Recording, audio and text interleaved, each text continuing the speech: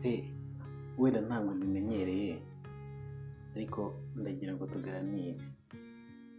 buriya uba ubona bimaze iki kwanga umuntu bimaze hari igihe usanga umuntu ngo buriya muntu ndamwanga niko buriya wabuzi imbaraga ziba zirinze uriya muntu ntabwo wabimenya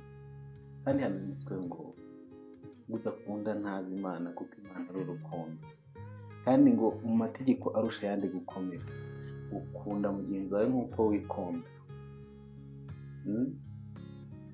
ubuze ko urimo urakora icyaha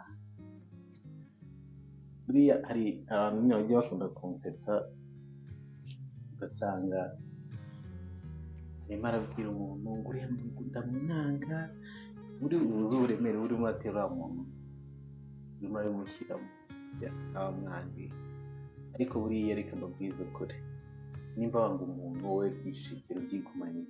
ahubwo usaba Imana ngo igufashe uburyo bwo kugira ngo uhereze umutima wo kugira ngo ukuze wa muntu naho kuko kwanga umuntu ntacyo bimaze